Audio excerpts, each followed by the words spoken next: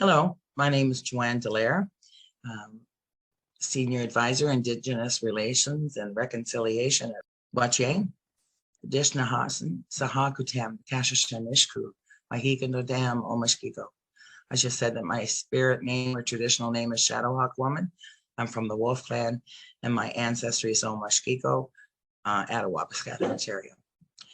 So today I'm here to welcome all faculty, um, part-time, full-time, whatever it is you're doing, I'm here to welcome you and hopefully plant some seeds for you to take good care of yourself when you're on this journey. Some of you will be in classrooms, some of you will be remotely, and some of you will be researching. But I guarantee you whatever it is you're doing, there's going to be stuff that will come along that may trigger some emotions in you. Please take the time to address those emotions as they come up. Don't let them pile up. Don't think you're being silly because it happens to pop into your head. We are encouraged all along in our walk to deal with things by the way that we are triggered or spurred to think about or feel about something that we've kind of put away for a while or that we just didn't want to deal with. You know, this last 2 years has been extremely difficult for all of us to kind of function. And as you're coming onto a new job, just starting something different, that's off-putting and a bit unnerving enough, let alone coming back into a climate that we're just coming out of 2 years of, isolation. So there's a lot of newness on your plate.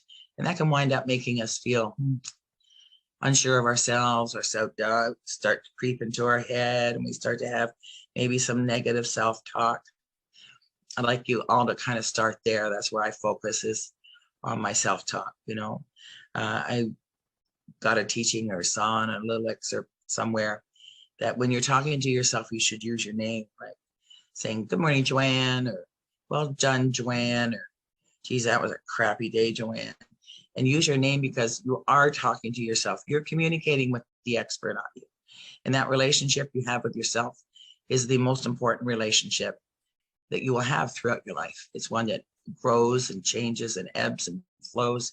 As life grows and changes and ebbs and flows and your body goes through changes, your relationship with yourself is the primary important relationship.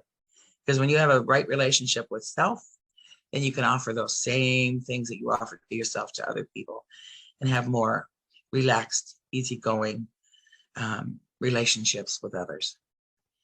But teaching is a very important job. In teaching, I'd like you not to worry about whether the students are getting it. You're doing a good job. Whether they get it or not depends on the student. 2 people in my life who influenced me to no end were teachers. The first one was, I went to a one-room schoolhouse in the country. I'm dating myself now. Each row was a grade or a half a grade, depending on the number of students. And when I moved out of that community, it was a pretty difficult time in my life. I was 8 years old, and this teacher gave me 2 books, one on a doll that had been abused and mistreated and thrown away, and got together with a little girl who was lonely as well. And then the other book was on Helen Keller.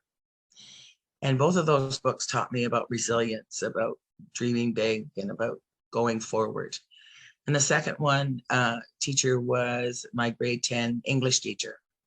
And at the beginning of the semester, he talked about what books we were going to be reading. And one of the books I kind of rolled my eyes with. And he said, "What's the matter, Joanne?" And I said, "Well, we're going to study the Bible. It's a book of contradictions." And he said, "Of course it is. It's a book of stories.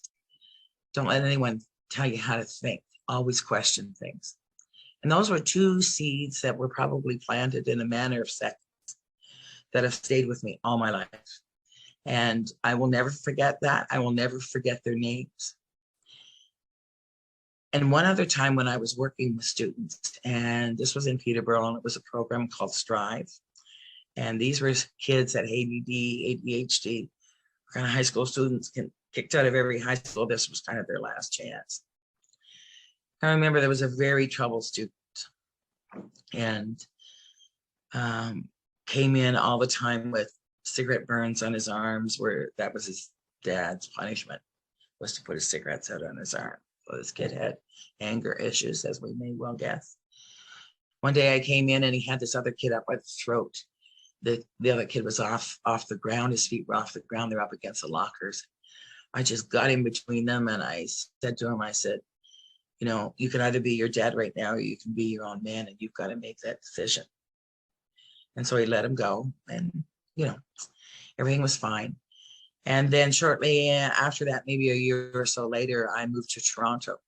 After about 4 years, I was really feeling, am I really making a difference? Is what I'm doing impacting people? Are they getting it?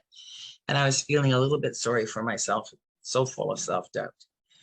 And I was walking on the street to head over to the subway station, and this very tall person's coming towards me, and the sun is setting behind him, so I couldn't see their face. And he said, hello, Mrs. Hogan. And I hadn't been called that since I was at Peterborough. He said, you don't remember me, do you? And I looked at him. He was quite tall, maybe 6, a little bit above. And I said, no, but I never forget eyes. And he told me what his name was. And this was this kid who had the other kid by the throat out in the locker.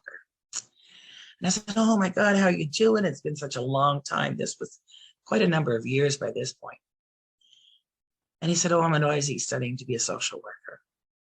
Now, I don't profess to be a catalyst for that, but I can rest confident in that those words I said to him sparked something in him that made him see beyond who he is, who he was, and his current circumstances. And that's what you will do. Whether it's what you learn and research or what you teach, what you share with other people, you are a teacher and a researcher by nature. So always remember that your job is just to do the best you can. Plant good seeds, treat others the way you want to be treated, but most of all, take care of yourself. You know, when I'm teaching people how to learn to connect with themselves emotionally, I always say, whenever you go to the bathroom, ask yourself how you're feeling emotionally. Get comfortable with addressing your feelings. Please be proud of the work that you do. Please know that you're a good seed planter. And if you take care of yourself and treat yourself well, then everyone around you will benefit. I wish you all the success in the world, and I know you're going to be just terrific. Take care of yourself. Miigwech.